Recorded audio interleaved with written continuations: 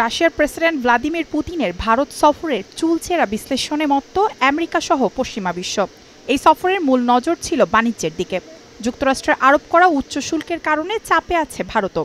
এই পরিস্থিতিতে উভয় দেশই নিজেদের পণ্যের বিকল্প বাজার খুঁজে বের করার চেষ্টা করছে। গত ৫ ডিসেম্বর দিল্লির হায়দ্রাবাদ হাউসে ২৩তম ভারত রাশিয়া শীর্ষক বৈঠকে যোগ দেন নরেন্দ্র মোদী ও ভ্লাদিমির পুতিন। $100 বিলিয়ন বাণিজ্যের লক্ষ্যমাত্রা ধরে আগামী ৫ বছরের অর্থনৈতিক সহযোগিতার কর্মসূচি গ্রহণ করেছে দুই দেশ।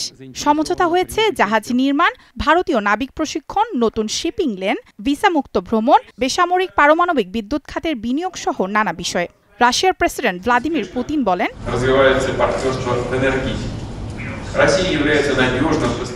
আমি স্পষ্ট করে বলতে চাই, আমরা শুধু জ্বালানির সমস্যা নিয়ে আলোচনা, অর্ডার দেয়া এবং তেল ও গ্যাস সরবরাহের জন্য চুক্তি স্বাক্ষর করার জন্য এখানে আসিনি। আমরা ভারতের সাথে বহুমুখী সম্পর্ক গড়ে তুলতে চাই। অগ্রাধিকারপ্রাপ্ত কৌশলগত অংশীদারিত্ব বজায় রাখতেও কয়েকটি সমঝোতা হয়েছে দুই দেশের মধ্যে।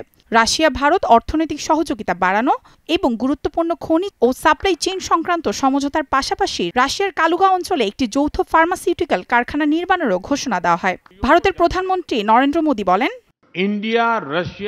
জ্বালানি অগ্রাধিকারগুলি বাস্তবায়নে দুই দেশের মধ্যে চলমান সহযোগিতা অব্যাহত রাখা অত্যন্ত গুরুত্বপূর্ণ। এছাড়া আমরা আন্তর্জাতিক উত্তর দক্ষিণ পরিবহন করিডর বা উত্তর সমুদ্র রুট এগিয়ে নিতে প্রতিশ্রুতিবদ্ধ। শীঘ্রই এদিকে অগ্রগতি হবে। এর ফলে পরিবহনের সময় কমবে, খরচ কমবে এবং ব্যবসার জন্য নতুন বাজার উন্মুক্ত হবে। ভারত ও রাশিয়ার মধ্যে বর্তমানে বাণিজ্য $৬৮.৭২ বিলিয়ন, যা ২০২০ সালে ছিল $৮.১ বিলিয়ন।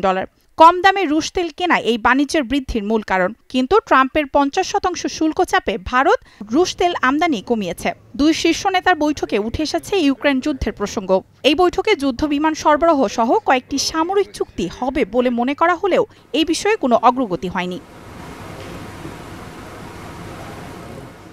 পশ্চিমাদের ভ্রু কোঁচকানোকে উপেক্ষা করে পুতিনের ভারত সফর দক্ষিণ এশিয়ার ভূ রাজনীতিতে দিল এক নতুন ইঙ্গিত, যেখানে দুই দেশই নিজস্ব স্বার্থ রক্ষার পাশাপাশি বৈশ্বিক শক্তি সমীকরণে নতুন রেখা টানছে।